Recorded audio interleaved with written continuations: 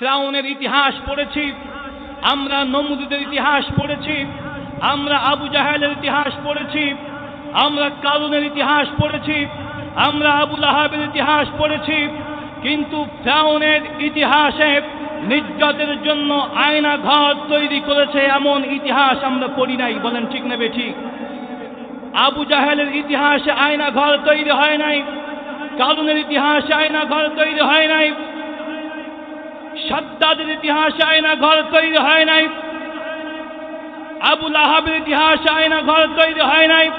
সুতরাং আবু জাহেল, আবু লাহাব, উতবা, শাইবা, ফিরআউন, নমরুদের শাসনে যদি আয়না ঘর তৈরি না হয়, আর এই বাংলার জমিনে 94% মুসলমানের দেশে 94% মুসলমানের দেশে মুসলমান নাম নিয়ে মুসলমানদেরকে নির্যাতন করার জন্য যে শয়তান আয়না ঘর তৈরি করেছিল, এ শয়তান আবু জাহেল, আবু লাহাব, উতবা, শাইবার থেকেও খারাপ। বলেন ঠিক না বেঠিক? আরেকটা আজকে বলেন ঠিক না বেঠিক? إن الحمد لله الأكرم الذي خلق الإنسان وكرمه وعلمه من البيان ما لم يعلم فسبحان الذي لا يحصى امتنانه باللسان ولا بالقلم نشهد أن لا إله إلا الله وحده لا شريك له ونشهد أن سيدنا ومولانا محمدا عبده ورسوله الذي أرسله بالحق بشيرا ونذيرا وداعيا إلى الله بإذنه وسراجا منيرا فقد قال الله تعالى في كلامه المجيد وبرهانه التوحيد জবান খুলে পড়ছি আউযু বিল্লাহি মিনাশ শাইতানির রাজীম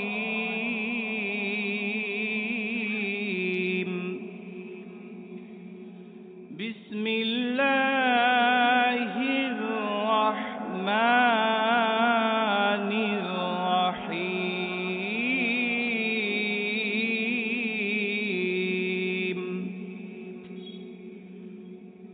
يا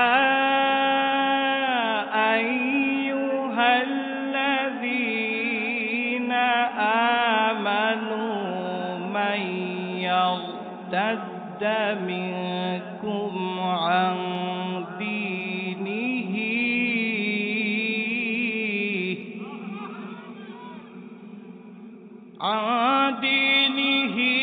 فسوف يأتي الله بقوم يحبهم ويحبونه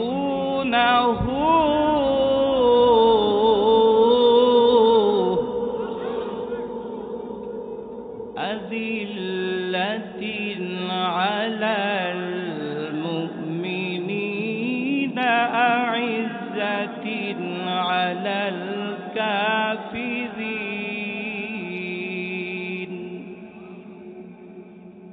أذلة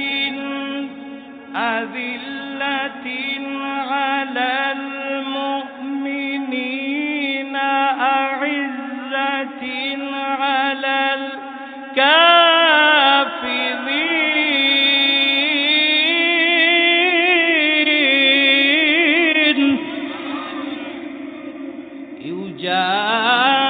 يجاهدون في سبيل الله ولا يخافون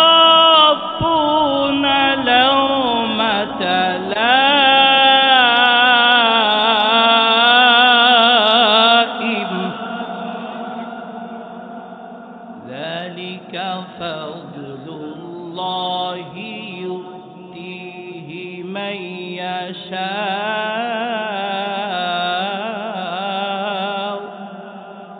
والله واسع عليم. صدقت يا رب العالمين. وقال تعالى في شان حبيبه إن الله وملائكته يصلون على النبي يا أيها الذين آمنوا صلوا عليه وسلموا تسليما.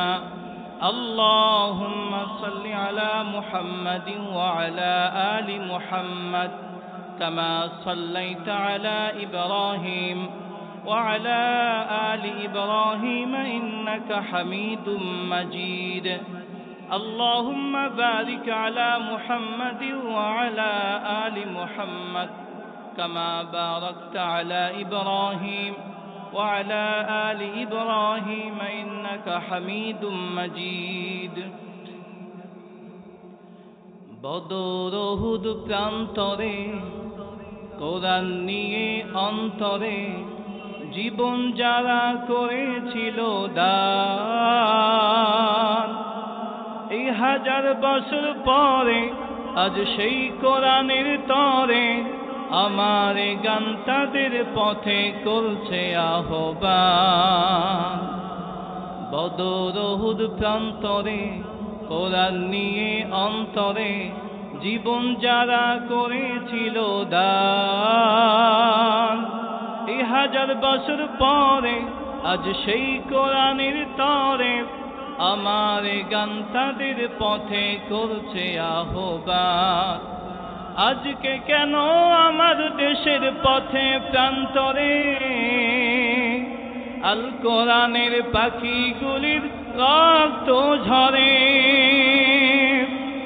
আজকে কেন আমার দেশের মাহফিল মঞ্চে কোরআনের পাখিদেরকে অপমান করে? ঠিক কিনা? কে আছো তুমি জেগে ওঠো নওজোয়ান, কে আছো তুমি জেগে ওঠো নওজোয়ান, তোমার ডাকে উঠবে জেগে লক্ষ কোটি প্রাণ। বদর উহুদ প্রান্তরে কোরআন নিয়ে অন্তরে জীবন যারা করেছিল দান, এই 1000 বছর পরে আজ সেই কোরআনের তরে আমার গান তাদের পথে করছে আহ্বান। সম্মানিত উপস্থিতি, এই জন্য এখন সময় এসেছে আমাদের জাগতে হবে। কথা বলেন ঠিক কিনা? কারণ বাংলাদেশ স্বাধীন হয়েছে, 54 বছর বাংলাদেশের মানুষ ছিল পরাধীন। কথা বলেন ঠিক কিনা? যদিও গত 5 আগস্টে বাংলাদেশের মানুষেরও স্বাধীনতা ফিরে এসেছে, কিন্তু এখনো কোরআনের রাজ কায়েম হয় নাই। বলেন ঠিক নেবে ঠিক? আজ বাংলাদেশ সুন্দরভাবে স্বাধীন হলেও আজ দুর্নীতি বাংলাদেশ থেকে বন্ধ হয় নাই। কথা বলেন? আজ ছিনতাই বন্ধ হয় নাই, দখলবাজি বন্ধ হয় নাই, এখনো নির্যাতন বন্ধ হয় নাই। যে বৈষম্য বিরোধী ছাত্র আন্দোলন হয়েছে, কিন্তু বাংলাদেশে এখনো বৈষম্য বন্ধ হয় নাই। বলেন ঠিক নেবে ঠিক? সুতরাং এখন সময় এসেছে, জাগতে হবে, জেগে উঠতে হবে। বাংলার মুসলমান জেগে উঠলে বাতিল্লা বাংলার জমি থেকে পালিয়ে ওই শয়তানদের মতো আবার ওই দেশে যারা আছে তারা ভারতে চলে যাবে। কথা বলেন ঠিক নেবে ঠিক? এই জন্য আমাদেরকে জাগতে হবে। রাজি আছি তো মুসলমান? কারা কারা জেগে ওঠার জন্য রাজি আছে? দু হাত তুলে আল্লাহকে দেখান।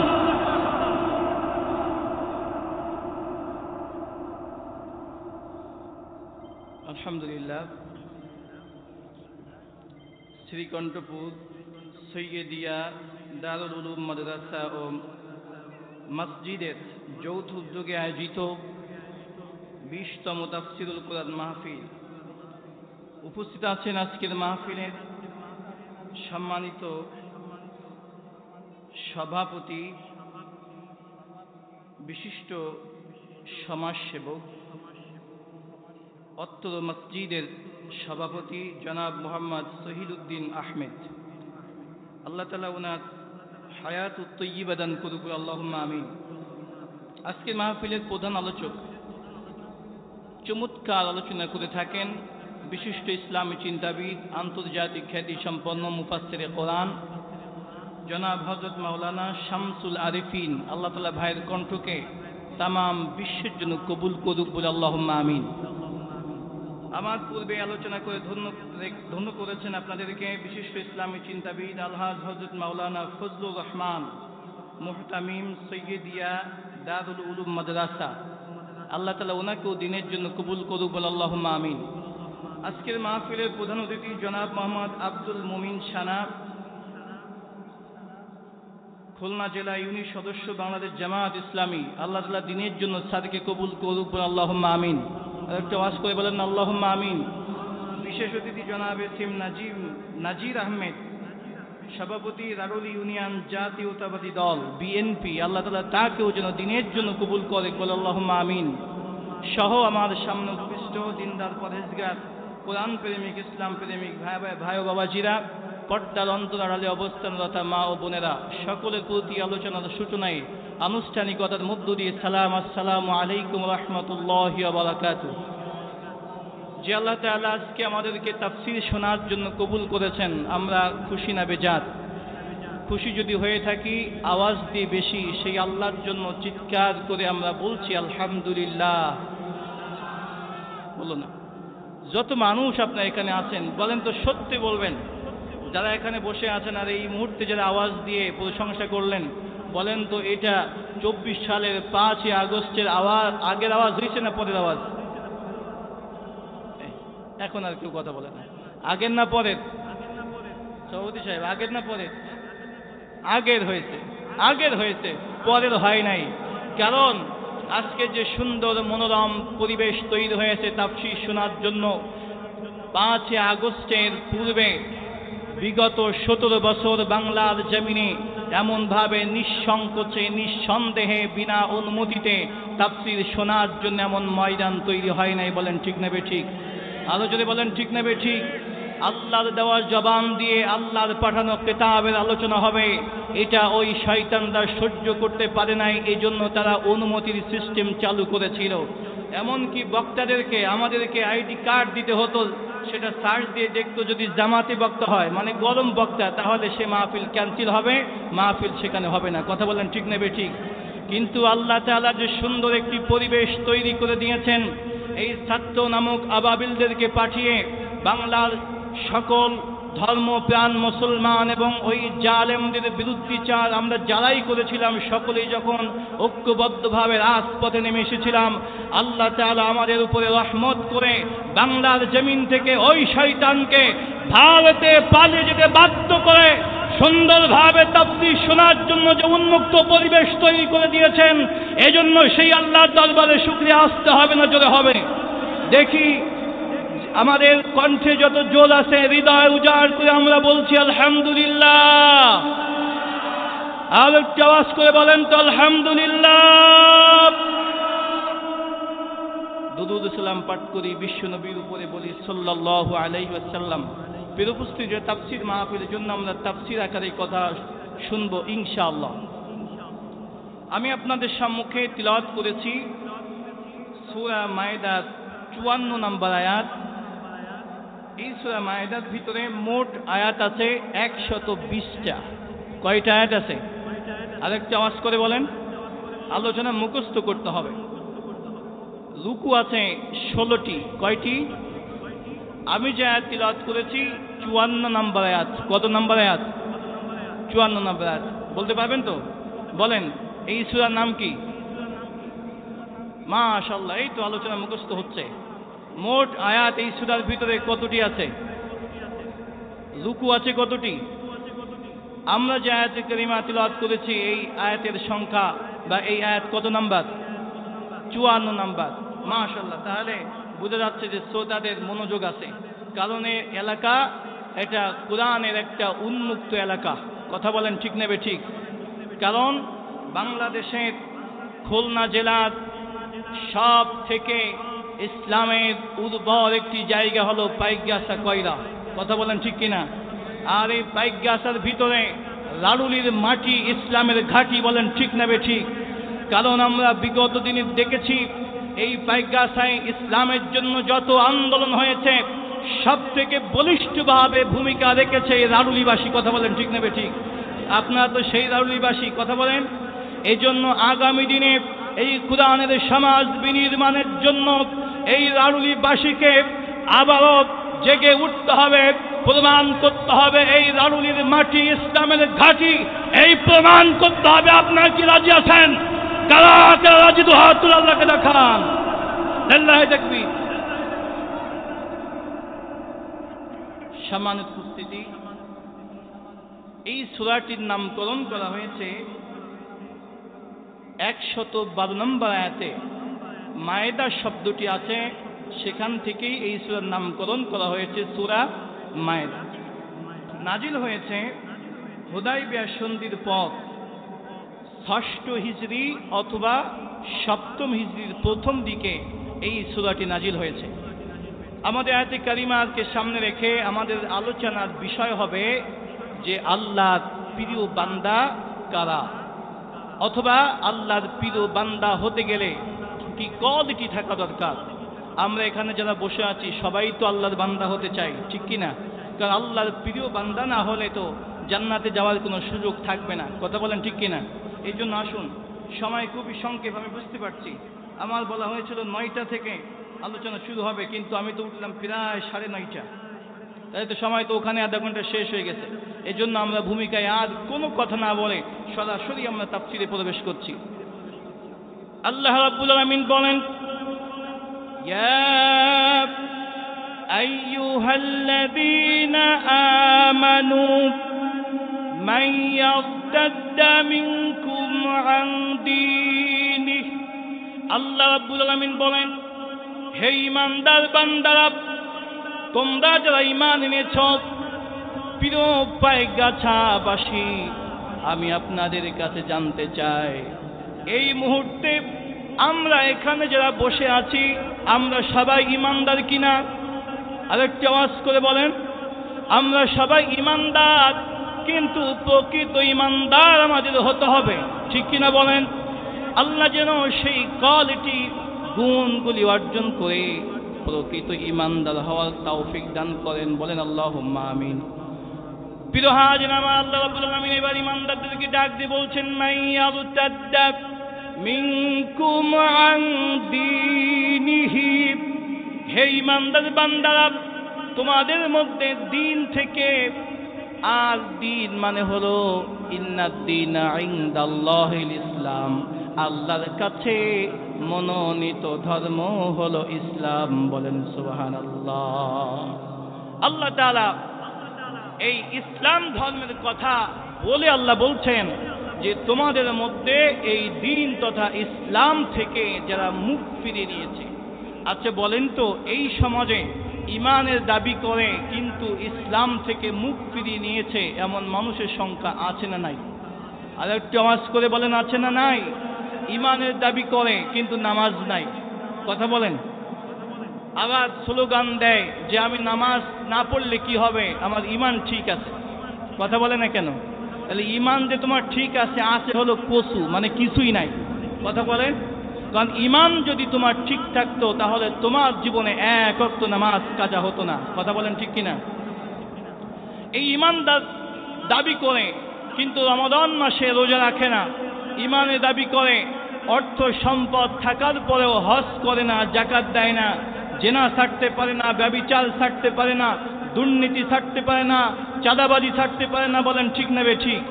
সুতরাং এই ঈমানের দাবি করে যারা এই অপকর্মের ভিতরে, এই গুনাহের কাজে যারা জড়িত আছে, এদেরকে উদ্দেশ্য করে আল্লাহ বলছেন যে ঈমানের দাবি করে অথচ তারা ইসলাম থেকে মুখ ফিরে নিয়েছে। বলেন তো, ঈমানের দাবি করার পরে যারা ইসলামের অনুশাসন এই সমাজে বাস্তবায়ন হবে এটাও যারা চায় না, এবং ইসলামের অনুশাসন যারা মানে না, না মানার পরেও তাদের দ্বারা কি ইসলামের কোনো ক্ষতি হবে? বলেন না, কোনো ক্ষতি ইসলামের হবে না। আল্লাহ রাব্বুল আলামিন বলেন, মাইয়ারতাদ্দা মিনকুম আন দীনিহি। فسوف يأتي الله بقوم يحبهم ويحبونه বলি আল্লাহু আকবার। আল্লাহ রাব্বুল আলামিন বলেন, নবী করিম ইসলাম থেকে মুখ ফিরে নিয়েছে, কোরআন থেকে মুখ ফিরে নিয়েছে, ইসলামের অনুশাসন যাদের জীবনে বাস্তবায়ন করে না, আল্লাহ রাব্বুল আলামিন ওই মানুষের পরিবর্তে আল্লাহ তাআলা এমন একটি সম্প্রদায় আল্লাহ তাআলা পাঠিয়ে দিবেন, এমন একটি জাতি আল্লাহ তাআলা পাঠিয়ে দিবেন, যেই সম্প্রদায়, যেই কওম বা যেই জাতিকে আমার আল্লাহ রাব্বুল আলামিন ভালোবাসবে, আর তারাও আল্লাহ তাআলাকে ভালোবাসবে। বলি সুবহানাল্লাহ। সুতরাং বোঝা গেল যে ইসলামের অনুশাসন যাদের জীবনে বাস্তবায়ন নাই, তাদের দ্বারা ইসলামের কোনো ক্ষতি হবে না, কারণ তাদের পরিবর্তে আল্লাহ তাআলা একটি সম্প্রদায় পাঠিয়ে দিবেন, তারা আল্লাহকে ভালোবাসবে এবং আল্লাহ তাআলা তাদেরকেও ভালোবাসবে। বলেন তো এটা আল্লাহর দ্বারা কোনো অসম্ভব কোনো ব্যাপার? আল্লাহ রাব্বুল আলামিন বলেন, ওয়া ইন তাতাওয়াল্লাউ ইয়াস্তাবদিল কওমান গায়রাকুম সুম্মা লা ইয়াকুনু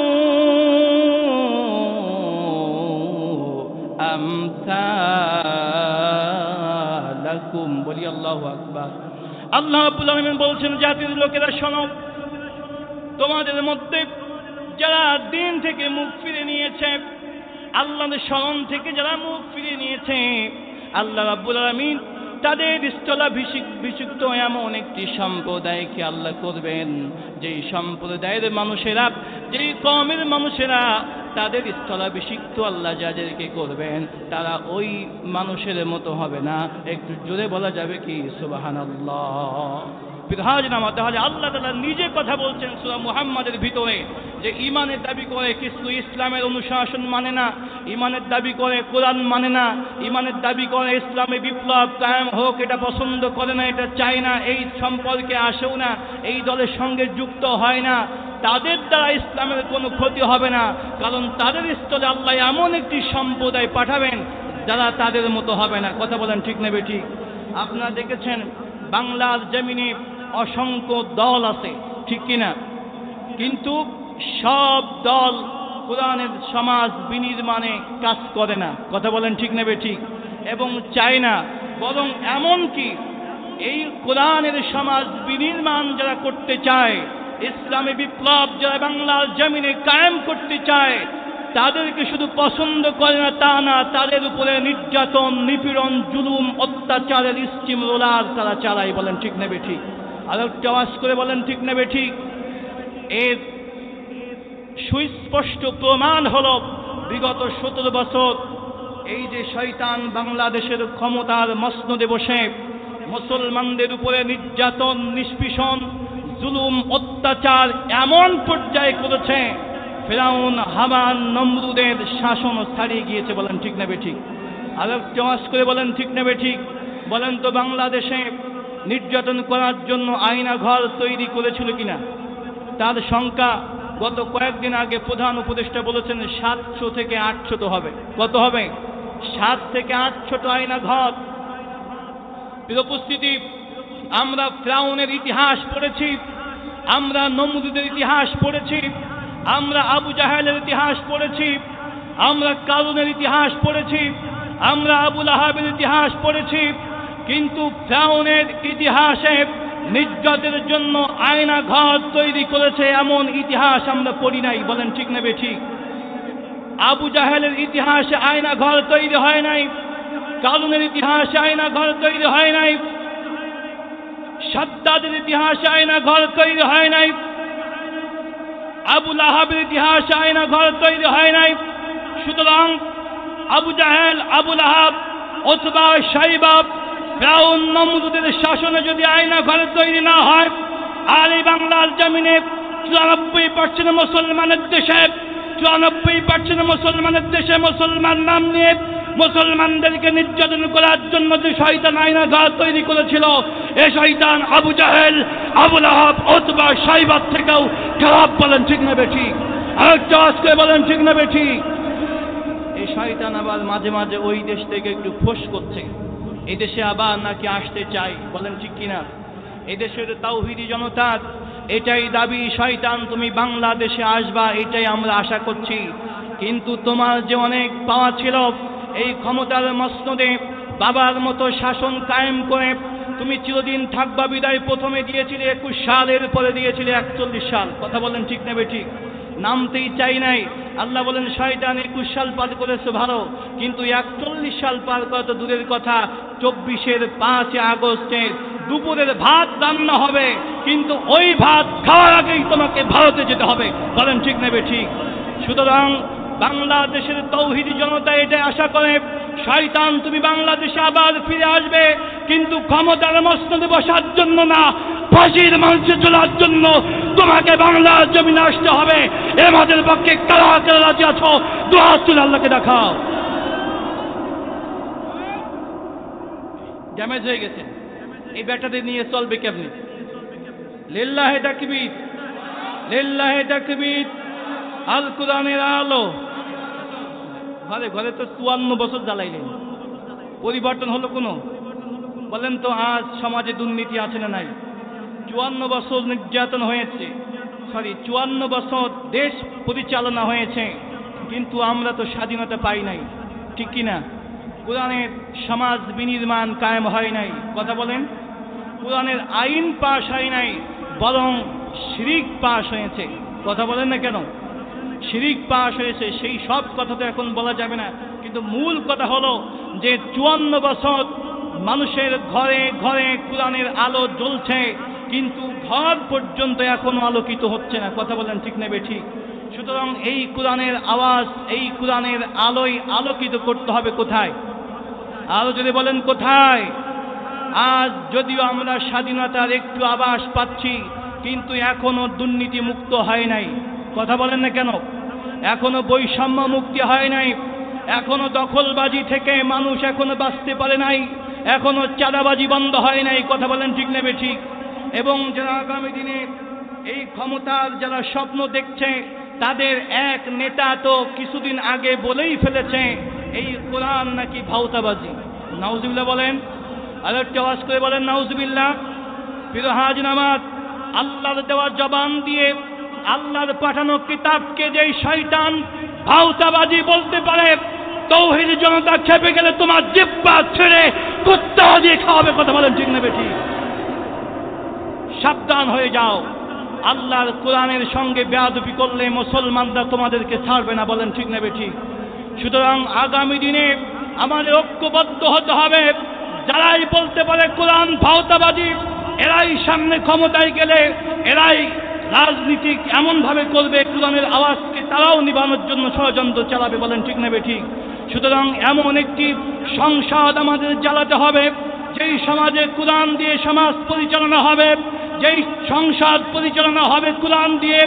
যখন সংসদ কোরআন দিয়ে পরিচালনা হবে, তাম বাংলাদেশ একটি সুদী সমৃদ্ধি এবং শান্তি কায়েম হয়ে যাবে সমাজে। কথা বলেন ঠিক নেবে ঠিক? সুতরাং এমন একটি সোনালী সমাজ আগামী দিনে বাংলার জমিনে গড়ে উঠবে, এটা কি আমরা চাই? কারা কারা চাই? স্লোগানের মাধ্যমে আল্লাহকে দেখান।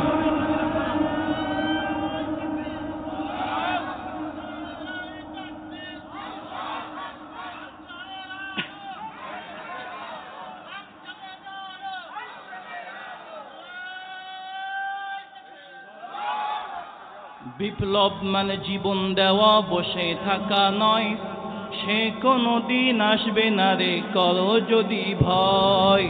বিপ্লব মানে জীবন দেওয়া, বসে থাকা নয়, সে কোনো দিন আসবে না রে করো যদি ভয়। ঠিক কিনা?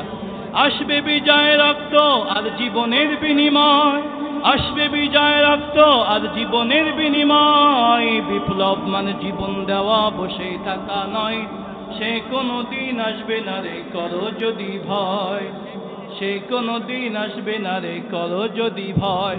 লড়াইয়ের ওই ময়দানেতে যেতে তোমাকে হবে, প্রয়োজনে সব রক্তটুকু জমিনেই ঢেলে দিবে। ঠিক কিনা? লড়াইয়ের ওই ময়দানেতে যেতে তোমাকে হবে, প্রয়োজনে সব রক্তটুকু জমিনেই ঢেলে দিবে। তবুও তোমায় লড়তেই হবে, তবুও তোমায় লড়তেই হবে, মানিবে না পরাজয়। বিপ্লব বিপ্লব মানে জীবন দেওয়া, বসে থাকা নয়, সে কোনো দিন আসবে না রে করো যদি ভয়। বিপ্লব মানে জীবন দেওয়া, বসে থাকা নয়, সে কোনো দিন আসবে না রে করো যদি ভয়। ঠিক কিনা বলেন? সুতরাং আগামী দিনে এই বিপ্লব, ইসলামের বিপ্লব কায়েম করতে গেলে আবার যদি ময়দানে ঝাঁপে পড়তে হয় 5 আগস্টের মতো, মাথায় কাপনের কাপন বেঁধে আমরা আল্লাহর জমিন, আল্লাহর দ্বীন কায়েমের জন্য জিহাদ করব, আন্দোলন করব। সেই আন্দোলনের জন্য যদি আমাদের হাত শহীদ করতে হয়, রক্ত দিতে হয়, জীবন দিতে হয়, জীবন দেব, তবু আল্লাহর এই জমিনে আল্লাহর দ্বীন কায়েম করব। কারা রাজি আছো? দোয়া করে আল্লাহকে দেখাও।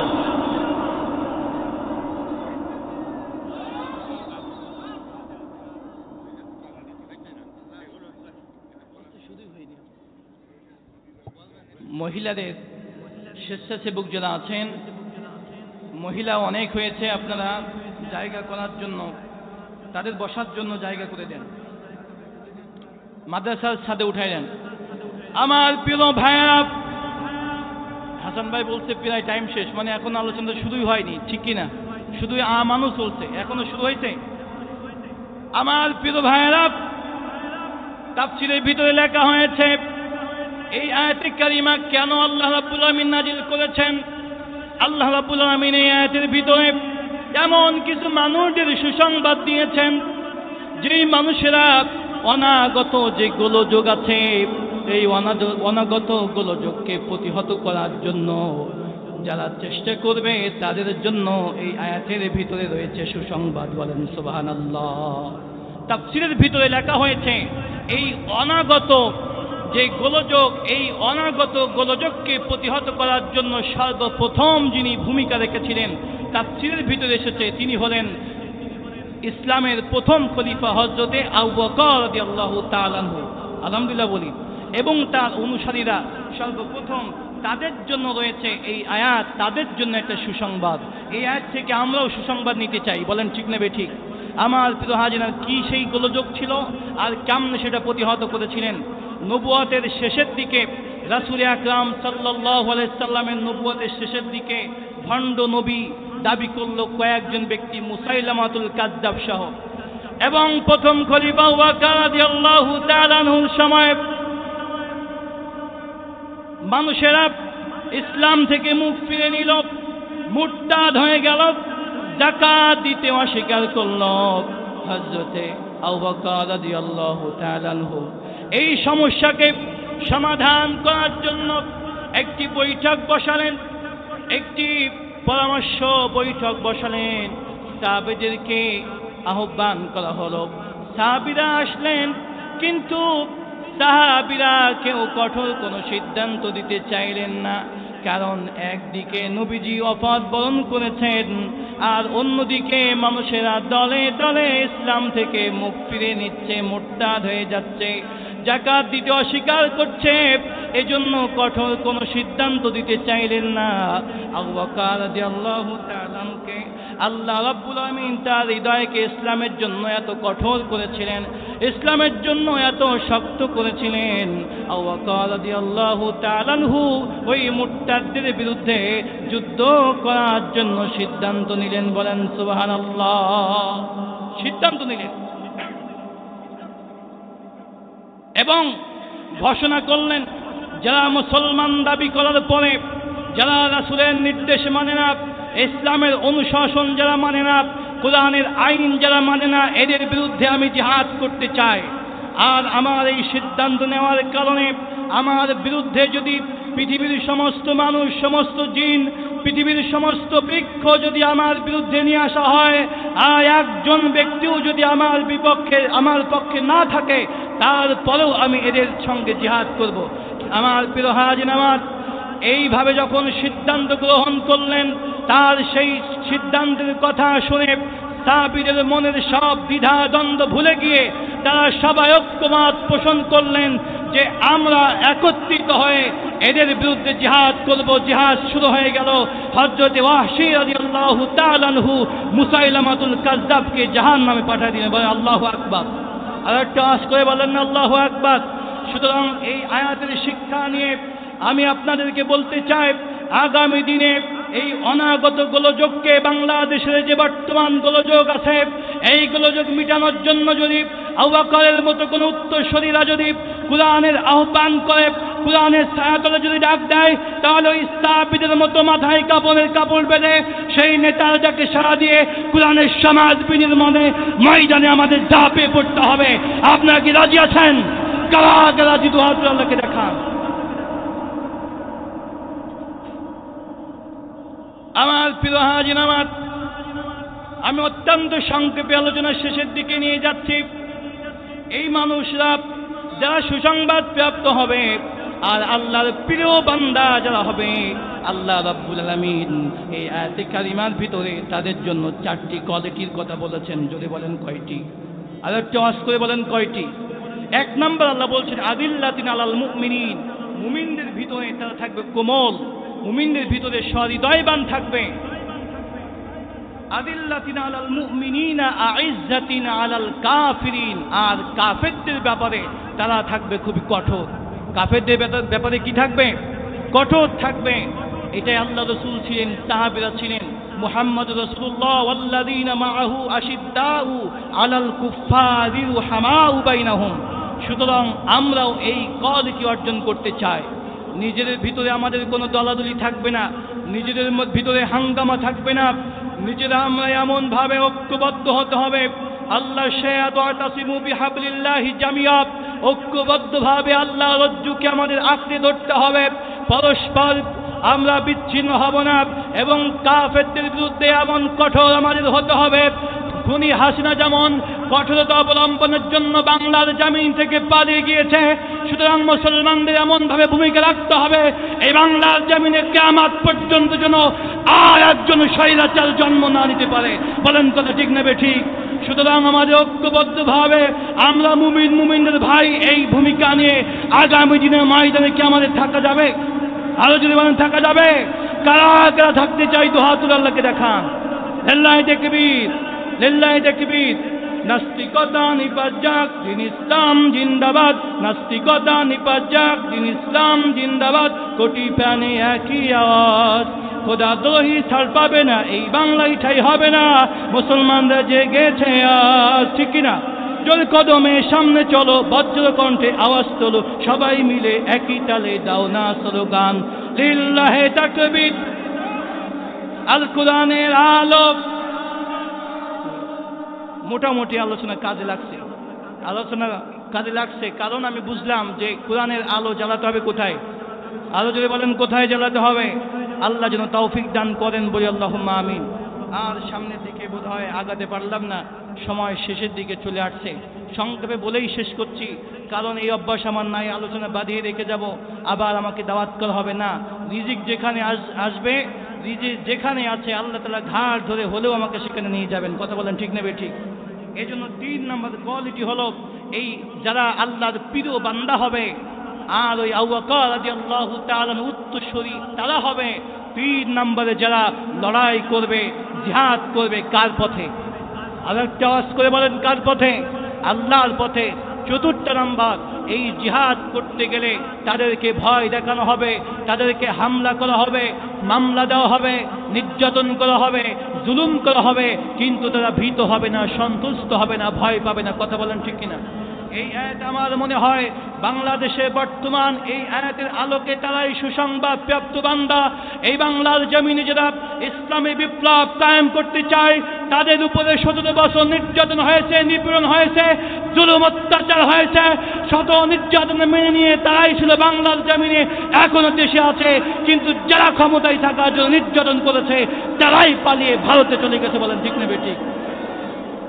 কোথায় আওয়ামী লীগ, কোথায় কাদের কাকা, কোথায় গেল ওই জালিমের গরম গরম কথা? ঠিক কিনা? খেলা হবে, খেলা হবে, খেলা হবে, খেলা হবে, খেলা হবে বলে কাকাই গেল পালাইয়া। আল্লাহ তোমার দরবারেতে হাজার শুকরিয়া, স্বৈরাচার পালাইছে দেশটা ছাড়িয়া, শেখ হাসিনা পালাইছে দেশটা ছাড়িয়া। ফিরে আসলে তাকে আবার জুতুর বাড়ি হবে পাওনা। বলেন ঠিক না ঠিক? রাজি আছি তো আমরা? দেখি কে কে রাজি আছেন, হাত উঠান। মাশাআল্লাহ, আল্লাহ যেন কবুল করুন, আল্লাহুম্মা আমিন। একেবারে শুধু 5 তারিখে দুপুরে ভাতটা খেতে গেলেই বুঝতে পারতো কি অবস্থা হতো। কথা বলেন ঠিক না ঠিক? আজ 40 মিনিট, সেনাবাহিনী বলছিলেন 40 মিনিট সময় আছে, তার ভিতরে পালাতে হবে। এমন জুলুম করেছে, সামনের দরজাটা দিয়ে নয়, পিছনের দরজা দিয়ে পালাতে হয়েছে। কথা বলেন ঠিক না ঠিক? এই জন্য এ থেকে শিক্ষা নিতে হবে। ধানবন্ডি 32 থেকে শিক্ষা নিতে হবে। বাংলার জমিনে স্বৈরাচারের বেশে তোমরা আর কেউ ফিরে আসতে চেও না। আল্লাহ যেন সেই তৌফিক দান করেন এবং একটি কুরআনের সমাজ বিনির্মাণ করে আগামী দিনে আমাদের কুরআনের ছায়াতলে এসে ঐক্যবদ্ধভাবে সুখী সমৃদ্ধিশীল একটি দেশে যেন আমরা কাঁধে কাঁধ মিলিয়ে শান্তি শৃঙ্খলার সাথে বসবাস করতে পারি, সেই তৌফিক যেন আল্লাহ তাআলা দান করেন। বলেন আল্লাহুম্মা আমিন। আর একটা ওয়াজ করে বলেন আল্লাহুম্মা আমিন। পারা যাবে তো ইনশাআল্লাহ? আল্লাহ কবুল করুন, আল্লাহুম্মা আমিন। ওয়া আখিরু দাওয়ানা আলহামদুলিল্লাহি রাব্বিল আলামিন। বাঁচিয়া থাকিলে মোরা দেখা হবে আবার।